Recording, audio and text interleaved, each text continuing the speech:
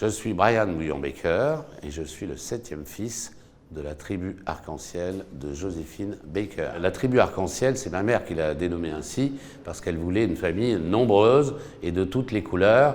Ça veut dire que même si elle avait eu des enfants biologiques, ce qu'elle ne pouvait pas avoir après une opération très mal soignée au Maroc durant la guerre, elle aurait de toute façon adopté beaucoup d'enfants des 4 coins de la planète et de toutes les couleurs. Donc Arc-en-Ciel et ma mère régnaient comme une mama italienne autour de cette nombreuse progéniture. À 4 coins du monde, il y a l'Amérique du Sud avec 2 de mes frères qui viennent du Venezuela et de la Colombie.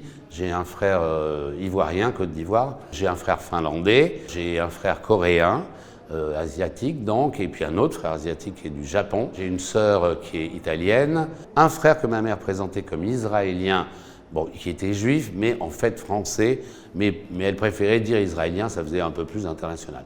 Et 3 autres, même 4 autres, que dis-je, français. Elle m'a adopté, j'avais 6 mois, donc je n'en ai pas souvenir du tout.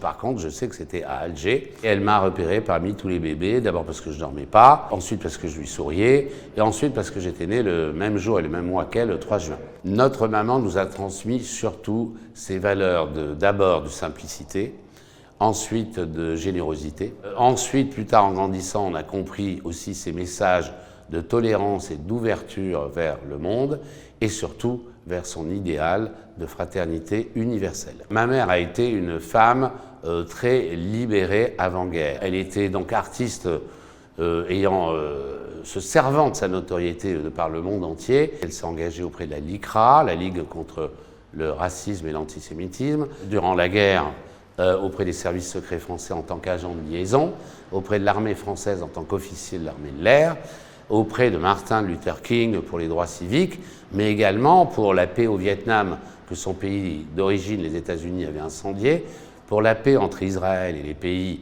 voisins arabes, et même plein d'autres causes. L'entrée au Panthéon de ma mère représente, et le président Macron en convenait lui-même lorsque je l'ai rencontré, elle représente d'abord un exemple d'intégration, puisqu'elle venait des États-Unis, mais surtout un exemple des valeurs républicaines. Finalement, elle a été une artiste universelle, une femme universelle, une maman universelle.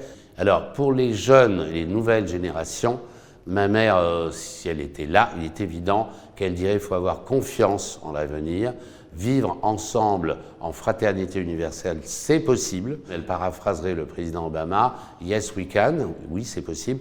Et elle rajouterait sûrement « Yes, we will », on y arrivera, ça n'est pas une utopie. En fait, tout est une question d'éducation pour vous, les jeunes et les enfants.